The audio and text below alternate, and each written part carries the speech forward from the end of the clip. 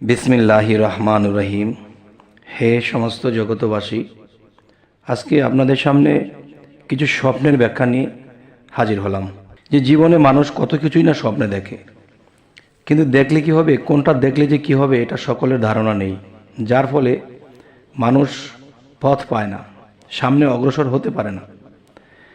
তাই আমি আজকে আপনাদের সামনে যে আলোচনাটি করব, যদি কেউ এই ধরনের জিনিস স্বপ্ন দেখে থাকেন তাহলে আপনার ভাগ্য খুলবে না ভাগ্য নষ্ট হবে, নাকি জীবনে কষ্ট হবে, নাকি জীবনে মানুষের কাছে শ্রেষ্ঠ হবে, এই জিনিসগুলো বোঝা যাবে ইনশাআল্লাহ। সেটি হলো, দেখুন,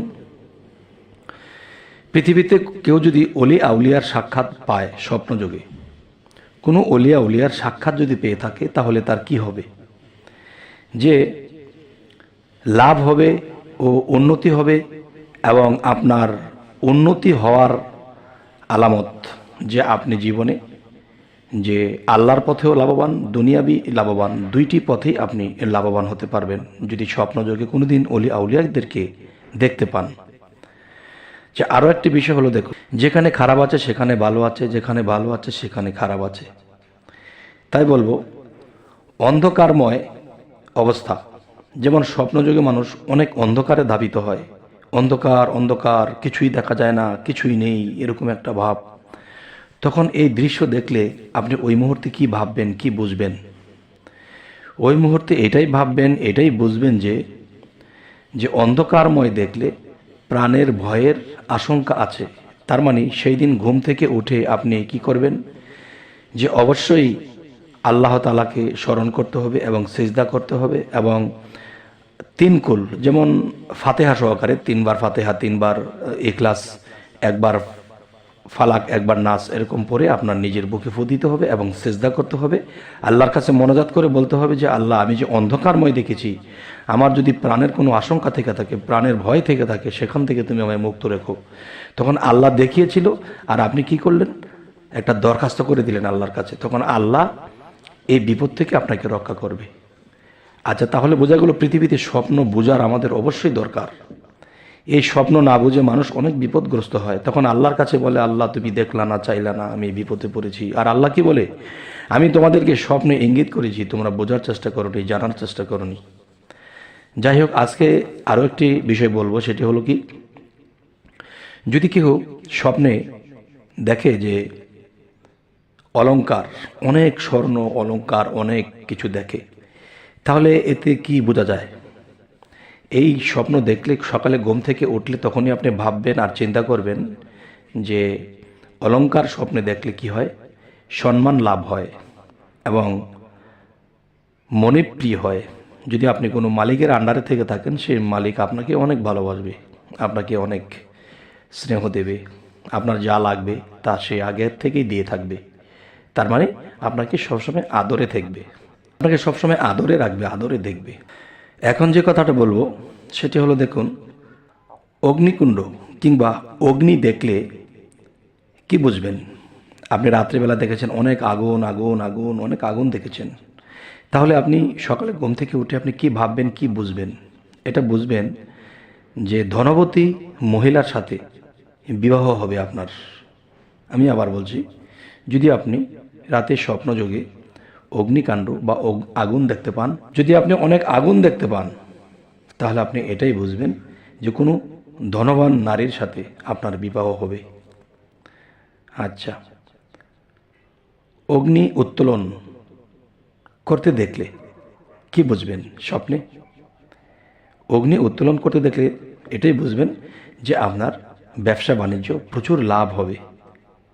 আপনার ব্যবসা বাণিজ্য এতই লাভ হবে যে যে পাশাপাশি আপনার সম্মান লাভ হবে। কিন্তু গরিব মিসকিনদের দিকেও তাকাতে হবে, এদেরকে মাথায় হাত বোলাতে হবে, ক্ষুধার্তকে খাইয়ে দিতে হবে, তাহলে আপনার সম্পদ সমস্ত কিছুই পবিত্র থাকবে। যে আর একটা বিষয় হলো যে অগ্নি দ্বারা রান্না করতে দেখলে কি বুঝবেন? ঘুম থেকে উঠে এটাই ভাববেন যে আমি আগুন দিয়ে যে কত পাক করতেছি বা রান্নাবান্না করতেছি, তখন কী বুঝবো? তখনই বুঝবেন যে বাণিজ্য লাভ হবে, আপনার আয় উন্নতি হবে।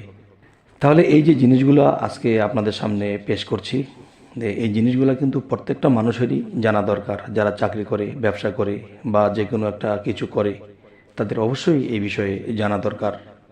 তবে কি হবে যে তিনি সামনে কি হবে, সামনে কি করবে, কোনটা করলে ভালো হবে এবং কোনটা না করলে কি হবে, এই জিনিসগুলো তার ধ্যান ধারণাতে এসে যাবে।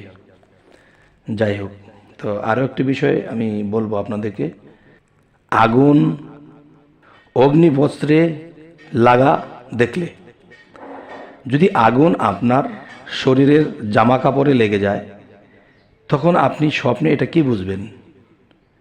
স্বপ্নে দেখতেছেন আপনার লুঙ্গি কিংবা কাপড় বা সালোয়ার কামিজ বা এটার মধ্যে লেগে গেছে, আগুন লেগে গেছে। এখন সকালে ঘুম থেকে লাফিয়ে উঠে কি ভাববেন, কি বুঝবেন? এটার ব্যাখ্যা কি হবে? এটার ব্যাখ্যা হবে এটাই যে চক্ষু ও মালের লোকসান হবে, যে আপনার চোখের ক্ষতি হতে পারে এবং আপনার মালের লোকসান হবে। যেই দিন সকালে আপনি দেখবেন, সেই দিন সকালে আল্লাহকে সিজদা দিয়ে বলবেন যে হে আল্লাহ, আমার বলতে কিছু নেই, সবই তো তোমার। তুমি এই জিনিস রক্ষা করার মালিক, তুমি আমাকে দেখিয়েছো, রক্ষা আমি কি করে করব? আমি করব চেষ্টা। হে আল্লাহ, তুমিই তো করবে কাজটা। এই কথা বলে আল্লাহর কাছে এটা সফর্দ করে দিতে হবে এবং সাবধান হতে হবে। এরপরে আসি, অগ্নি ঘরে লাগাতে দেখলে কি বুঝবেন?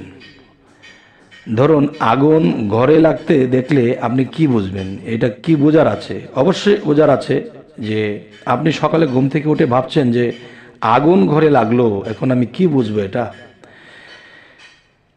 তখন আপনি অবশ্যই বুঝবেন যে বিপদ আসবে, ধন ক্ষয় হবে, আপনার ধন সম্পদ নষ্ট হয়ে যাবে যদি আপনি ঘরে আগুন লাগতে দেখেন। আচ্ছা, তাহলে এই জিনিসগুলো যদি কারো জানা থাকে, বোঝা থাকে, তাহলে সে আগে থেকে কি হবে? সতর্ক হবে। আর সতর্ক হবে কি দিয়ে? আল্লাহর দরবারে দরখাস্ত করে সতর্ক হবে। দেখেন, 10টা দরখাস্ত করলে কিন্তু এখান থেকে 2-1টা কবুল হয় না। যদিও কবুল হয় না, কিন্তু 10টার মধ্যে 7টাও যদি কবুল হয়, তবুও তো আমি বাঁচলাম, ভালো রইলাম। তবে আরও একটি বিষয় বলবো যে অপরিচিত পুরুষ দেখলে চিন্তা দূর হয়। যেমন আপনি মহিলা মানুষ, আপনি রাতে ঘুমের ঘরে স্বপ্নে দেখতেছেন অপরিচিত কিছু পুরুষ মানুষ। সেই পুরুষ মানুষদেরকে আপনি কি বুঝবেন? তখনই বুঝবেন যে আপনি বাস্তব জগতে খুবই চিন্তিত ছিলেন, এখন আপনার চিন্তা কমে যাবে, চিন্তা কমার ব্যবস্থা হয়ে যাবে এবং সৌভাগ্যবান হয়ে যাবেন। আর যদি কোনো পুরুষ লোক কোনো মহিলা মানুষকে স্বপ্ন দেখে, তাহলে সে বুঝবে সে নিজেও চিন্তামুক্ত হবে। আচ্ছা, এবার আসবো, অপরিচিতা নারীর সাথে সহবাস করতে দেখলে কি বুঝবেন? অপরিচিত কোনো নারীর সাথে যদি আপনি দেখেন যে আপনি সহবাস করছেন, তাহলে আপনি বুঝবেন প্রচুর মাল প্রাপ্তি ও শত্রু দমন হবে।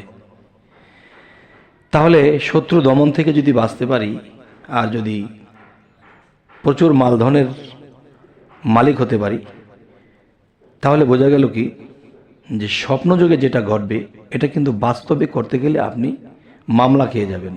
বাস্তবে আপনার করতে গেলে এটা আল্লাহর কাছ থেকে পাপ হয়ে যাবে।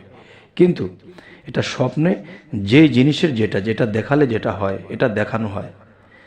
তাই বলবো কি, হে সমস্ত জগতবাসী, যে আমরা যদি স্বপ্নগুলো বুঝে বুঝে চলতে পারি, ইনশাল্লাহ আমরা সামনে ঠেকবো না, অনেক বিপদ থেকে কাটিয়ে উঠতে পারবো। তবে আমাদের চ্যানেলের আলোচনা যদি আপনাদের ভালো লাগে, অবশ্যই সাবস্ক্রাইব করে নিন। পরবর্তীতে আবার দেখা হবে। সকলেই ভালো থাকবেন। আল্লাহ হাফিজ।